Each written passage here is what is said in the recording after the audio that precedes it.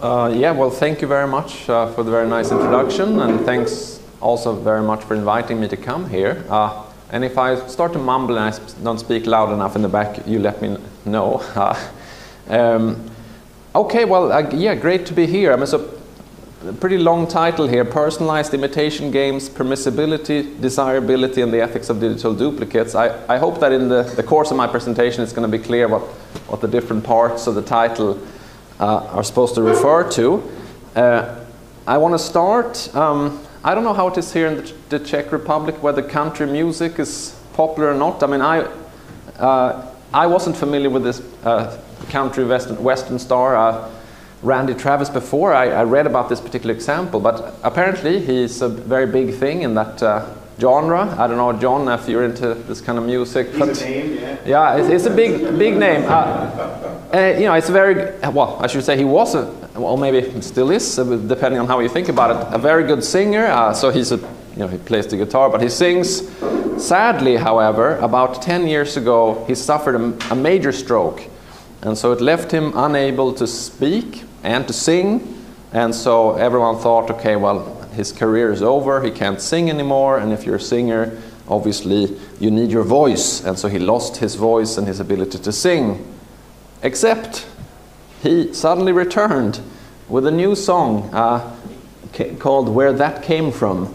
So this was this year, and this was you know, released under his name. So Randy Travis is back. He's got his voice back. He can sing again, and here is his new single. If you listen to it, again, I wasn't very familiar with Randy Travis, and to me it sounds exactly like what I compared. I listened to some old material of his, and I listened to the new one. I personally can't really tell the difference. But this turned out that it wasn't that he recovered from his stroke. He still can't speak or sing. However, another singer sang the new song, and then they had an AI program that had been trained on all the past recordings on Randy Travis, so they were able to turn the singing of his colleague into something that sounded exactly like his voice. And so if you are a die-hard Randy Travis fan, you might say, well, it's not really him, I want the real thing or nothing. I mean, that's not how Randy Travis and his team were presenting this. They said, this is my voice, I'm back, here's my new single, perhaps a whole new album will come. So obviously here there can be a discussion, is this really his voice? In a certain sense, yes, it sounds like him, and it's maybe as good as you could. If you enjoy his music, you might enjoy this as much as you enjoy his old records when he was singing himself. But you know, anyway, that's going to be one of the topics that I'm interested in. Like, could an AI copy be as good, as nice to listen to if it's a song, as useful to interact with if it's some other form of interaction, or how should we feel about AI copies? And that's a fascinating case. Now, so I'm from Sweden myself, and we also have digital copies of our pop stars. You may know that ABBA reformed. I mean, this is what they really look like. They were active, as you may know, in the mid to late 70s, early 80s. And then they broke up, so to speak, the band. And then there has been a constant, a little bit similar to with the Beatles. And, you know, when are you going to get back together? And ABBA kept saying, never. It's never going to happen. And then suddenly, I believe in 2022 or maybe earlier, they suddenly recorded a new album together, and they got back together. Now, when an artist or a group records a new album, that's usually a tour. They go out and perform concerts, but they are now in their, if not their early 80s, then at the very least the late 70s. And obviously doing a 1.5 hour or 2 hour concert is quite strenuous, and so they solved the problem by having digital avatars that performed instead in London. And apparently the avatars that put on a great show. By all accounts, people really enjoy the show that they have. There's even a special arena in London that is only devoted to having this ABBA concert, and people come there and they see this show. Here you might think actually that if the real ABBA were to perform, then of course it would be nice to see the real thing, because that's what maybe you want. But on the other hand, perhaps they would do a less of a good job in terms of the performance, because again, it's hard work to perform a concert. So maybe this one might be a case where the digital copy would actually be more entertaining to watch and listen to than to if the real ABBA were going to try to put on a show. Okay, jumping from one context to another. So I don't know if people are familiar with Deepak Chopra. So he's a wellness and health guru, if you will. Very popular, very sought after. People want to have appointments with him to consult with him about their well-being and their spiritual growth, etc. So he doesn't have time to meet with everyone who wants to meet with him. But luckily, there's now a solution, namely Deepak's AI twin. And so a less expensive and more easily available type of appointment is with basically a chatbot that's been trained to say the kinds of things that Deepak Chopra would say, so you can get your personalized advice not from reading his books, but from his AI twin. A very similar idea occurred to this influencer, Karen. So Karen is one of these young people who are very big online, in some circles very famous, has a lot of fans. And so Karen found that she was getting so many direct messages from admirers who wanted to chat with her that she couldn't, she tried, but she just couldn't keep up with the demand, so to speak. So she came up with the idea, very much like Deepak Chopra, that, okay, I'm going to create an AI copy of myself. I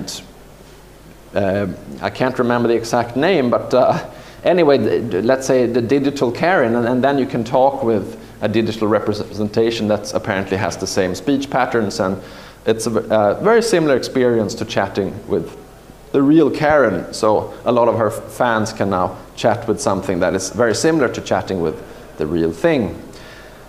So I mean, a lot of us here, I guess maybe perhaps everyone is a philosopher, and so this has also been done in our field, as you may have heard of. Dan Dennett, who sadly passed away earlier this year, with his consent and his participation, Anna Strasser, Eric Schwitzgebel, and David Schwitzgebel, father and son, by the way, they got together and trained GPT-3, fine-tuning it on, they took the basic model, and then they added further training data, which was just, Dennett, as you know, has written several books, numerous papers, articles, and all sorts of things. And so with that much text data, if you feed that as a fine-tuning method into a general model, the result is extremely impressive, to the degree that when you sort of asked questions to DigiDan, then you would get responses such that, and again, Dennett was part of the experiment, and so there would be some questions that had been posed to the digital copy of him, and some questions that were posed to him before he passed away, and then the answers were collected and presented to people, and the question was, is this the real Dan Dennett? Is this DigiDan? And then 3 categories of people were questioned. Novices that were not familiar with Dan Dennett's work from before, maybe philosophy students, but that hadn't read Dennett. Of course, not so many philosophy students like that, because we all read Dennett, at least maybe a small little bit. Then there were people who had read a little bit of Dennett, and then there were people who had read several Dennett pieces.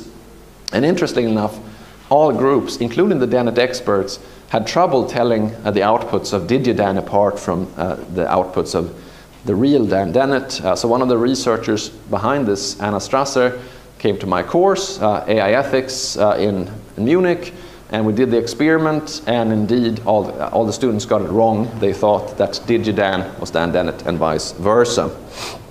So, I mean, now Peter Singer also has a Singer bot, and as I will return to later, Luciano Floridi has one too. And I also heard that one of the local philosophers here, that you also had one model of you, that GPT-2. We started to work with Václav Bělohradský, a famous Czech philosopher. Oh, okay, yeah. This kind of a copy he could talk to. It was very interesting because he understood it as a student of him. Oh, this is right, and he found this there and there. So the interaction of philosopher and his copy was very interesting. Indeed. So this is going on not just in the US, but also in the Czech Republic, the home of robots. One would expect maybe such things to be interesting here. Okay.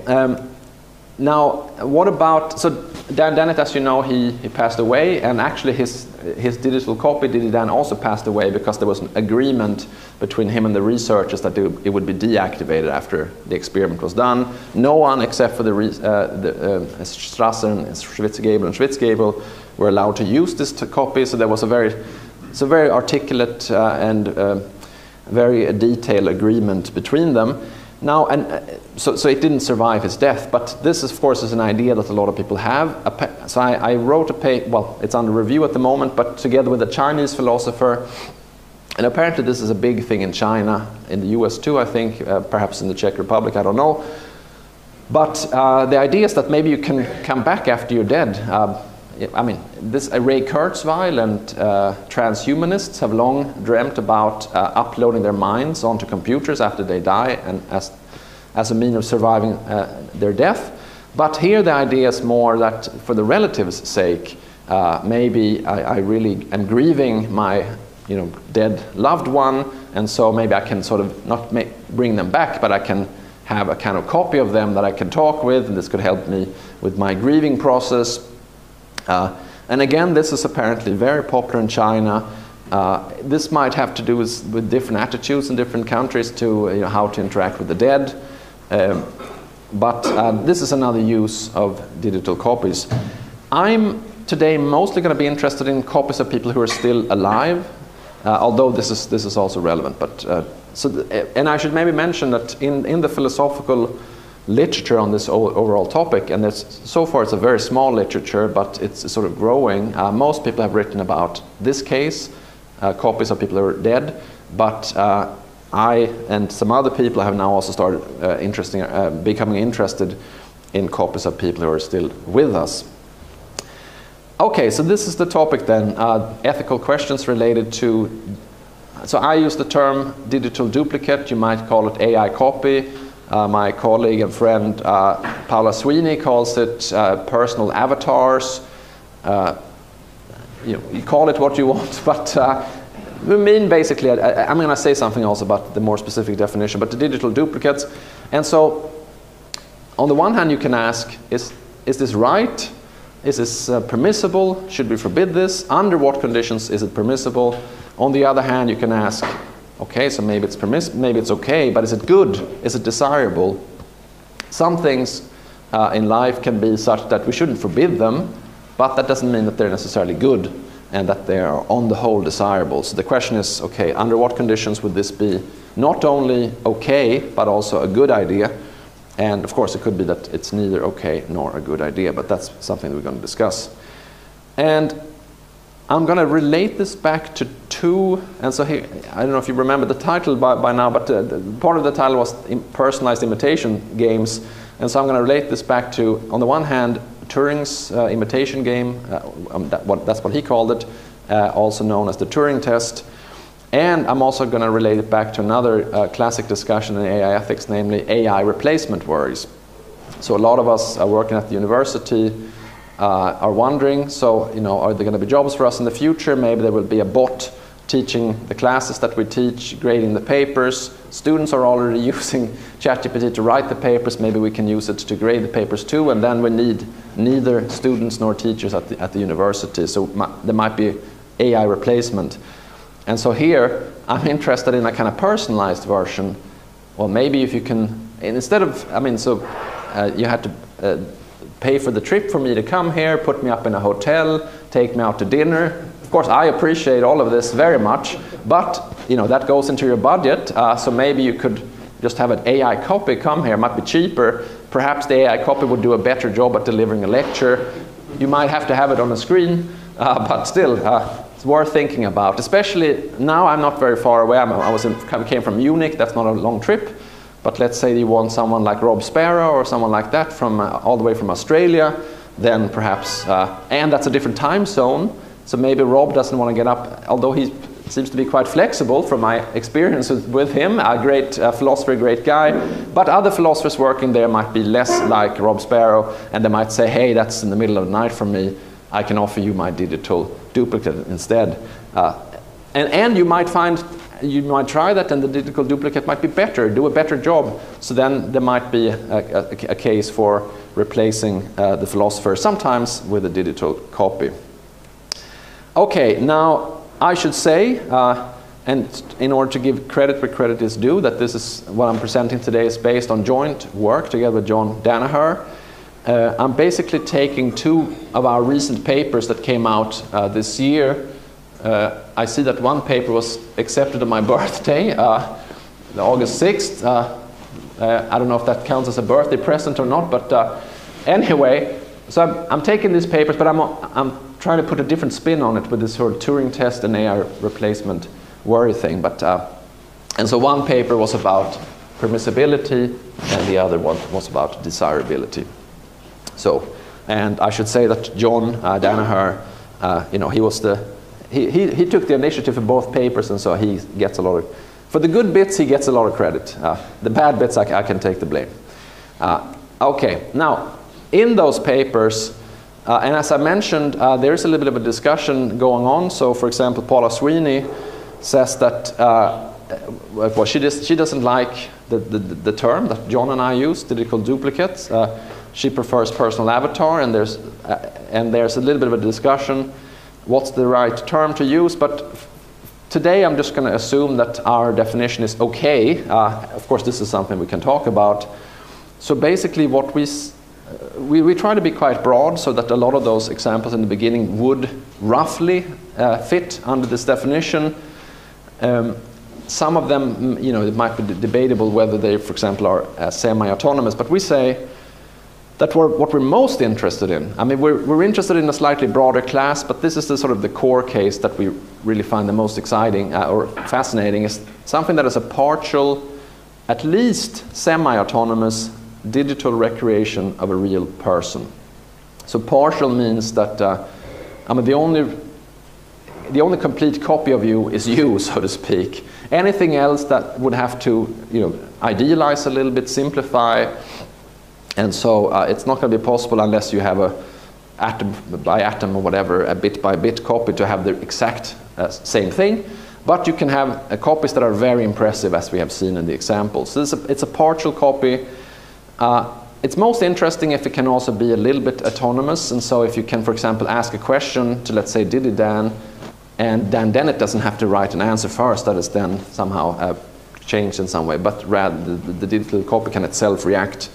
Well, digital recreation, that should be fairly self-explanatory by now. And then real people, dead or alive, I should say. And again, today, maybe I'll be most interested in people who are still alive, although I will return to the case of copies of dead people later. But that's what we have in mind. And again, we can talk about whether that's a good definition later. Oh, okay, I already mentioned that dead or alive. Okay, now one way of doing this, I already mentioned, namely you take a general AI model of human language or something like that, and then you fine-tune it. That is to say, you do further training, and then the data that goes into that further training comes from a particular person.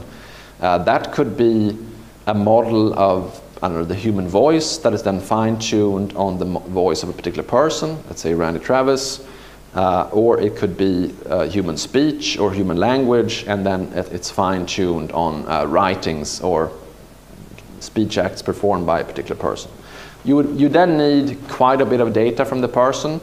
If you're a philosopher like Gettier, for example, I think Gettier wrote one paper. I mean, obviously we all read the Gettier paper. I don't know that he published anything more than those 4 pages, but that's enough for him to become famous. But that just means that a Gettier bot would not be very interesting. There would not be enough training data. You have to be like Dennett in order for it to be really good. And as I mentioned, Peter Singer also now has a Singer bot. And Singer, much like Dennett, has been publishing philosophy since the 60s, I believe, maybe 70s, and has been very, very prolific. Okay, so this is one, but not the only technique for creating these digital copies. And if you look at the ones that exist, there are some interesting differences. So for example, I already talked about Diddy Dan, and here's I mean, if people like this topic, I would recommend checking out this video on YouTube. This first, Anna Strasse does the test. You know, she presents answers from Diddy Dan, and answers from Dan Dennett, and then you're invited to see if you can see who is the real Dan and who is the DigiDan. And then Dan Dennett is revealed. It's a Zoom meeting, and first there are two people, well, two entities without the camera on, and then one of them turns on the camera. So it's a nice performance, so to speak, and then out pops Dan Dennett, and then Strasser interviews him about how does he feel about this whole idea, is it a good idea, and so on and so forth. Now, that was... So Anna Strasser and colleagues had taken text from Dennett, and they had fine-tuned GPT-3, I think it was, to make it sound like Dennett. And second, the DigiDan Dennett bot spoke in the first person, so it would say, I think this, I think that. Now, Luciano Floridi has the Luflot bot, but that one is the same idea. And it was actually two of his students at Yale. I mean, as you know, he recently moved from Oxford to Yale. So two students did this, and I think actually one of the students was still in high school, so that shows that you don't have to be sort of a established scientist or something like that in order to do this. A lot of people can do this. But that one speaks in the third person. So if you ask, what does Floridi think about free will? It will say, well, Floridi thinks this and that. And so it really sounds like Floridi. And he's also, as you know, very prolific. So there's a lot of writings to train a bot on. But you would be less likely to think that it's the real Floridi, given that he, I don't know, it doesn't strike me as all that eccentric, but someone like that could speak in the third person. He doesn't. So you wouldn't think that it's the real Floridi. You could always tell. Another interesting case is if you train it on your own work. And so some friends and colleagues of mine, Sebastian Porsdam-Mann, Brian Earp, Julian Savulescu and colleagues, they came up with the same idea, but they said, hey, we write a lot. We want to write even more. And so let's see what we can do to optimize our writing process. And so they fine-tuned, I don't know if it was GPT-4, one of these models on their own work. And so Seb is already very, very active, but he hasn't been active as long as the other two. So his Seb bot was not as good as the Bry bot or the Julian bot, and they call it autogen, so a generative AI that's sort of based on one's own work. But the bots that were based on the outputs of Brian Earp and Julian Savulescu were very good. I think they're still not great in my own assessment because I read some of the examples produced, but still it sounds like them. And surely it's going to be better and better. And they had the idea that, okay, we could use this to boost our own writing. We can come up with more ideas. We can come up with more text. We can do more. And again, they are already doing a lot. So you might ask, is it really needed? But that was their idea. And again, speaking in the first person. And so depending on, are you doing it on yourself, so to speak? As it's speaking in the first or third person, you get different sort of ethical questions. Are people going to be fooled? Can you claim authorship? Is this okay? And so on and so forth. It depends a little bit on how it all works. All of these cases involve consent, and so it's not that any of these cases were non-consensual. Although I just read, I was doing some grading on the train here, as I mentioned to some of you, and one of my students had written about this, and so she talked about a case with the American comedian George Carlin, where a bot had been trained on his style of comedy writing or whatever he was famous for, and there the estate of the late George Carlin had not agreed to this, and so that was a case where there was some people were trying to sort of make money or monetize the style of comedy of George Carlin without the consent of, he was dead, so he couldn't consent, and also the family, the estate had not consented. Okay.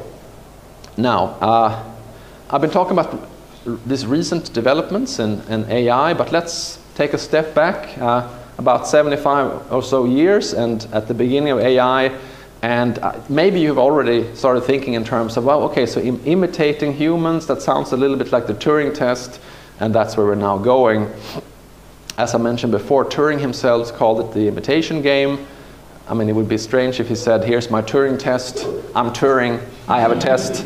So, but it's a little bit like the experimental philosopher Joshua Knobe, who you may be familiar with, really interesting work in experimental philosophy, he has what is now known as the Knob effect, but that was not what Joshua Knob himself called that effect that he discovered.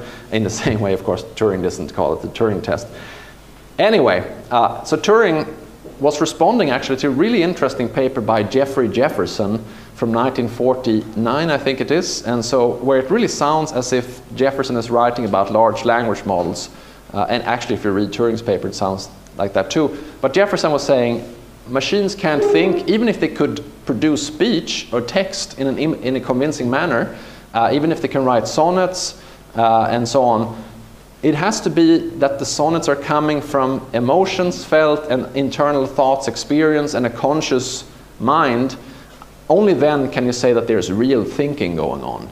And so this is what Turing was reacting to. And so Turing says, no, we shouldn't ask, can there be internal thinking in a computer? We should ask, can the computer take in inputs and produce outputs in a way that makes it look as if it's thinking? That's enough.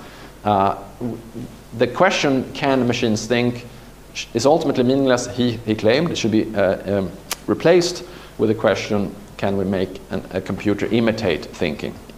And again, Turing talks a lot as if he's talking about chatbots, because he's talking about a scenario, as you know, where you're writing questions or making statements, and then there's text coming back at you. You don't know, is it a human writing the text, is it a machine writing the text?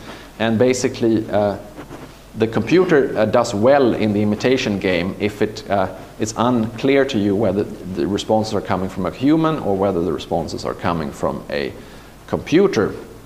So that's the question that he thinks is a better question. Can we make computers that imitate us human beings? And if they're so convincing that we can't really tell the difference, then the test has been passed, or the imitation game has been successfully won or by the computer. So obviously now we have a kind of a new version of this. We have, could you make a digital duplicate of a person that is so convincing that you can't really tell, is this coming from a real person or is this coming from a digital duplicate? And the Dennett bot is a nice example of this. I mean, when I presented this and Anna Strasser was there, she pointed out that there's a difference here, namely that in the Turing imitation game, there's a back and forth. And so you ask questions, and then there's a response, and then you continue on. And if you can't really, after a while, tell the difference between this and a human, then the computer has passed the test. In the Dididan case, there was only one question and one answer, and then people were asked to evaluate, does this come from Dennett or a computer? But of course, you can imagine a version of the test. And so at least Dididan passed that initial test. A lot of people couldn't really tell the answers apart from something that they think Dennett might have said. According to Anna Strasser, probably if you did this back and forth, you would pretty quickly discover that this is a bot.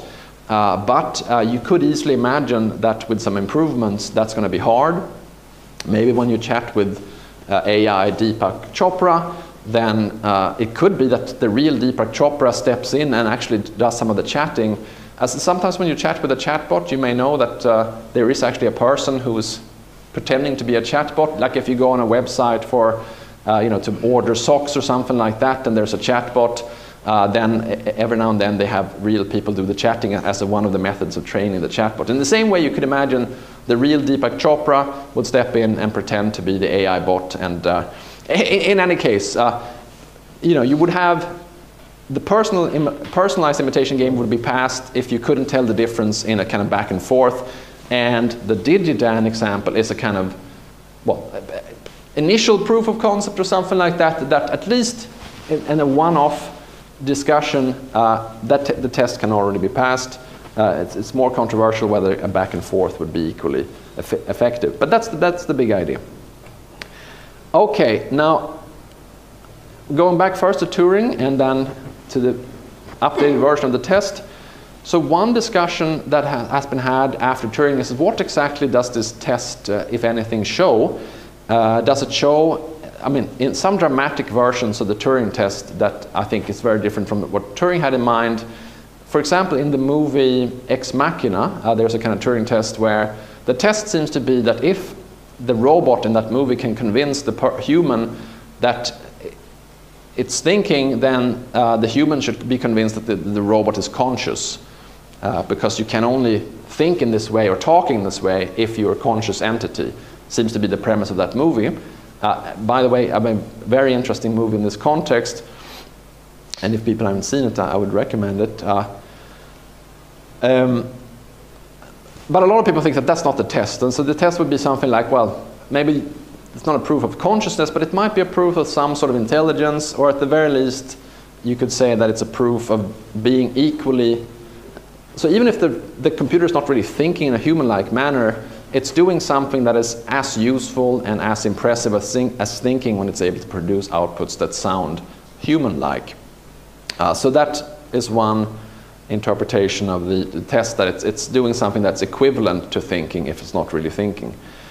Now, do people take this seriously? Does anyone really think that we should use this imitation game or Turing test to think about AI? Well, it seems to me that okay, can machines think, or can they do something equivalent? A lot of people who claim, for example, that LLMs understand language and that they are intelligent, maybe even showing the sparks of general intelligence, as the Microsoft research paper claimed last year.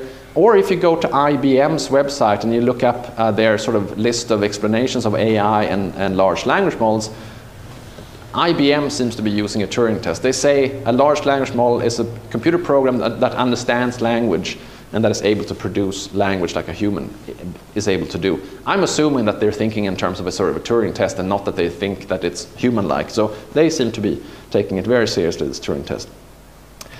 Okay, now you could then ask the same question about this updated version of the Turing test. Well, so if you have a computer program or AI copy of a person, and we can't really tell that it apart from the real person, for example, in a chat back and forth. So let's say that you're WhatsApping with your relative, and actually maybe the relative steps out and they turn on the autopilot, and so you're chatting and you can't tell the difference. Then what exactly would this show? Would it show that your relative is not intelligent, is intelligent, that the chatbot is intelligent, or what? Well, one thing it could show is a kind of personalized version of the AI replacement worry. So the AI replacement worry is that, well, maybe we're not better than AI at our jobs, for example, so we're replaceable. We might as well have an AI take over the job of being a university professor. And in the same way, you might say, well, if a copy of me could be as convincing as the real me, then that might show that actually I'm not, as a person, as an individual, more useful or more valuable than a digital copy would be. So in a certain sense, what this might show is that actually we might have an inflated idea of our own value. That could be one of the things that could be shown by this personalized Turing test or imitation game. So that's how I think this other traditional idea from the philosophy of AI might come into the discussion. And this is what Danaher and I talk about in our paper about desirability, which is called digital duplicates and the scarcity problem. And the scarcity problem is basically this idea that if digital AI copies of us can be as useful and as valuable to other people, then, well, that might mean that we are less of a scarce resource. And so, again, there's no need for you to have me travel all the way from Munich, put me up in a hotel. You might as well have a digital copy give the talk because it could do as good of a job and that would be cheaper for you. This would be one of the versions in which there's no reason to get the original, you can get the copy and it will do just as good of a job. A very interesting version of this case would be, so that might be more sort of instrumental thinking, like it would be as useful to get a lecture from the digital copy, but a lot of people like meeting, I mean, I'm not sure that anyone wants to meet me in particular, but let's say that I am ABBA or something like that. Would you like the digital copy to come and sing a song, or would you like to have one of the members of ABBA? Probably you want to meet the real thing because you sort of value that idea of meeting the real person. And so could there be circumstances where actually you would think that it's as valuable to meet the digital copy? Might even be better. Maybe the real person. And so in this paper, John Danaher and I, we talk about Morrissey. So a lot of people think that Morrissey has changed in his values in a negative way. So they love and they admire the younger Morrissey. They think he's a kind of moral hero. But now they think he's gone off in a bad direction. And so they might even think that it would be more valuable for them to interact with a digital copy of the young Morrissey as compared to the real Morrissey. I'm assuming that a lot of fans wouldn't think that way because they would want to meet even the corrupted, in their eyes, real Morrissey. But still, you could imagine such a case. Or go back to Ray Kurzweil. I mean, he wants to survive his physical death by uploading himself onto a computer. For him, it seems to be as non-instrumentally valuable to survive his death digitally as to survive it physically. So for him, there doesn't seem to be anything in itself better about being here physically. Okay, now, as I said, you can ask about permissibility, you can ask about desirability, and so of course you have 4 options here. It could very well be that digital duplicates are both permissible and desirable. That would be great. It could be that they're, strictly speaking, permissible, but they're not very desirable. So you can, well, actually, I'm going slightly wrong order here. You have option 3, or you can have option 2, that they're actually impermissible, but they would be good in some way. Or they're both impermissible and desirable. So and undesirable. So let's think about how, where we should actually place digital duplicates on in our boxes here. And let's start with the permissibility issue. And so this now draws on the other paper by me and Don Danaher. So the first thing we did as a first step was to just think, well, are there any, what are the pros and what are the cons of having digital duplicates? And I'm not going to talk about the whole list. I've already sort of actually mentioned a lot of these things. For example, like Deepak Chopra, to go to the first point there, he can talk with all the patients or clients that want to get his services or his advice. So the AI bot could help him to deliver his goods, so to speak, to more people. Maybe Deepak Chopra dies, but he wants to continue delivering advice to people after he's gone. The AI bot could survive him and continue to deliver the service. And there could be, his unique way of talking, etc., could be brought into the future and so on. So there are lots of benefits. There are also lots of possible worries. One would be that you have a digital copy without someone's consent. You can pretend to be them. There can be a sort of identity theft. And so another thing that can happen, of course, is that you have a digital copy, but it's not a very good copy. And so people get a false impression of what, let's say, Deepak Chopra would say, how ABBA would perform, or what Randy Travis would sound like if he sings a certain song, or whatever. So this would also be bad, maybe, both for the person who's being imitated and for others. It's bad for the person because people get a false impression of them. It's bad for others because they get a false impression of the person copied. Again, there are more possible harms, but and we can talk about them. But the main idea here is that thinking about the pros and cons should go into the whole issue of whether we think this is permissible or not. And that, again, we talk about that in this other paper. And so basically, well, I mean, I should again give credit where credit is due. John sketched a little principle, and then we talked about how to fine-tune it, so to speak. And so John has a legal background, and so lawyers, they like to have a lot of clauses and complications in their principles. And so what John suggested was a 5 criteria sort of set of principles that you have to live up to in order to be justified and permissibly copy a person's. First of all, you should have their informed consent. You have to tell them, I'm planning to do a digital copy of you. Are you okay with that? Do we have your consent? I should add here maybe that, well, what if the person has already died? And what if the person had died a long time ago?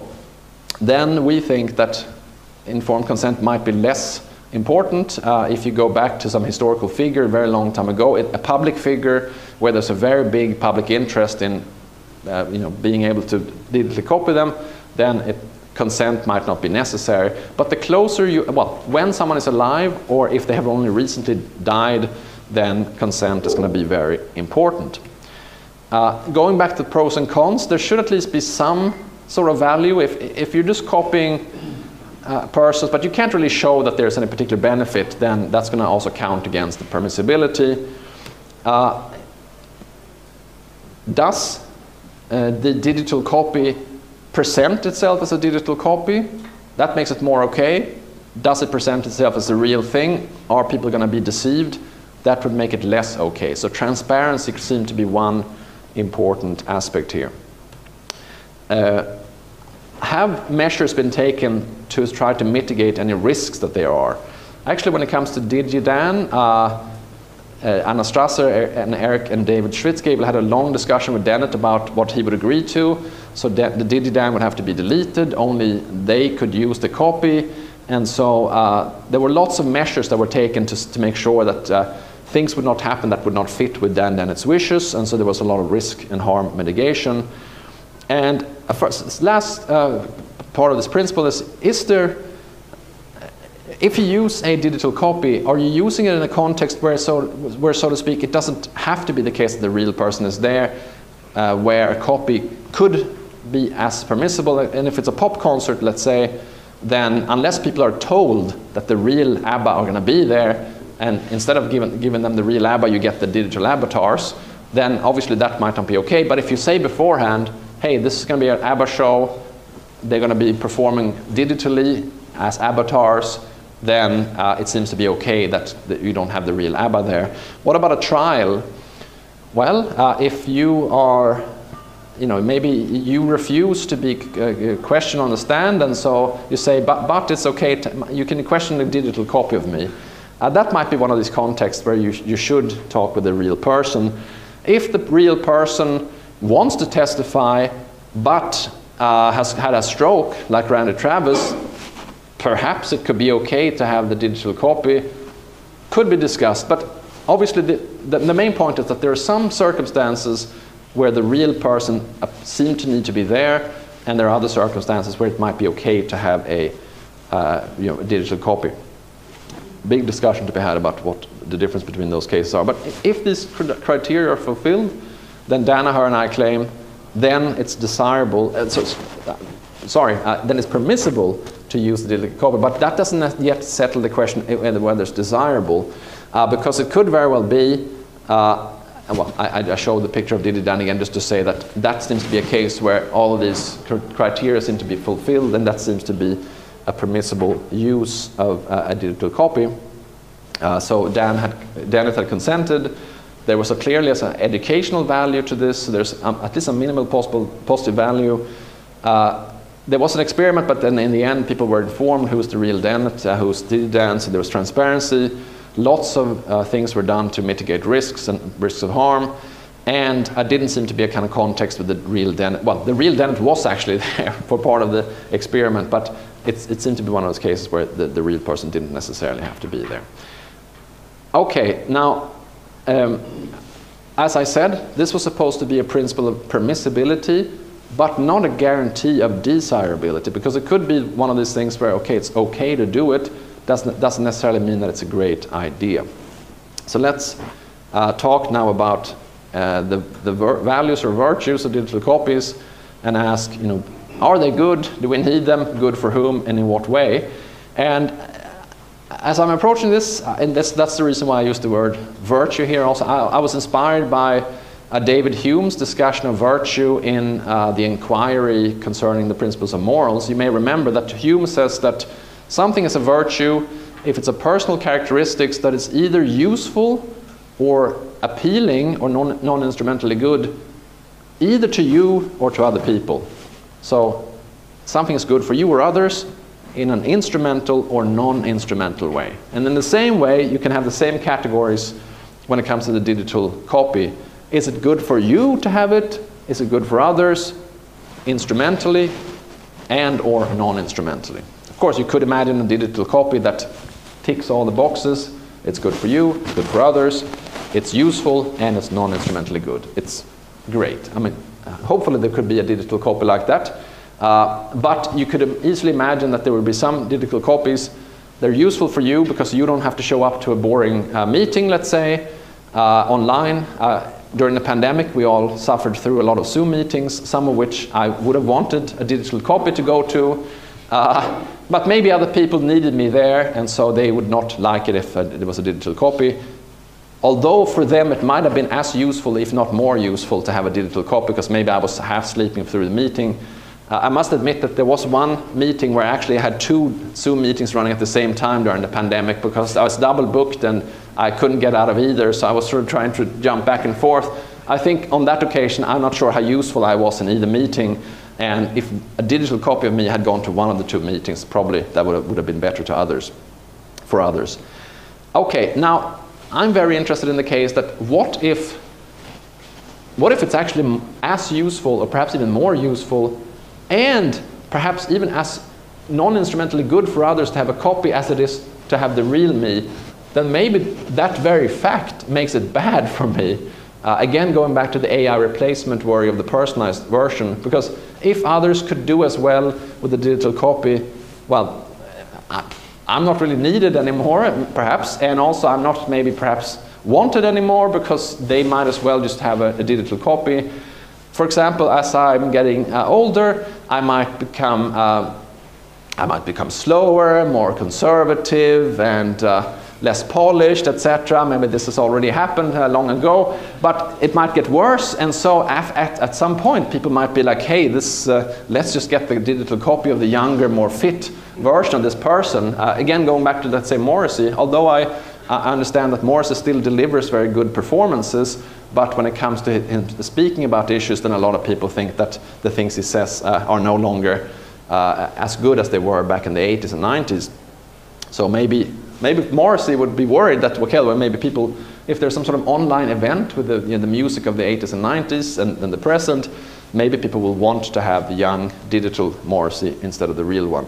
That would be bad for him, even though it could be good instrumentally and non-instrumentally for other people. Okay, right. Okay, so I've been talking about everything from voice copies of singers coming back and regaining their voice even though they can't sing anymore, from social media influencers to philosophers to wellness gurus who make themselves available by having digital copies. And the question has been, on the one hand, is this okay? Is this permissible? If so, when? For example, transparency, consent, and is there some sort of risk mitigation? That those all seem to be very important questions. That doesn't yet settle the issue of, is it good? And also, it doesn't necessarily say good for whom. Is it good for the person? I mean, there's a Japanese robotics researcher that you may be familiar with, Hiroshi Ishiguro, who has a robot copy of himself, but he also wants to have a digital avatar copy. So at the Robo Philosophy conference in Helsinki 2 years ago, he presented a paper that was called the Avatar Society. And it was one of these papers where everyone in the audience thought, like, this sounds strange and maybe even horrible, but where he said, like, my ideal is to have an avatar society. So we just go to the meetings that we want to go to, we send our avatar to all other meetings, we can stay at home all the time, and whenever we need to do any work, our digital copy does it for us. This sounds great. A lot of people were horrified. They thought that sounded terrible, but it's interesting to know that there are some people, such as Hiroshi Ishiguro, who think that this is actually kind of a dream rather than a nightmare. So there is going to be a lot of disagreement about when, and if so for whom, and in what way having digital copies is desirable or good. Is it instrumentally good only? Could it ever be as good as having the real thing? Again, Ray Kurzweil seems to think that surviving as a digital copy would be as good as surviving as a physical original, so to speak. So yeah, thanks a lot for your attention, and let's talk about it. Well, okay, so I have some conclusions, but I just concluded, so there you go. Sorry about that.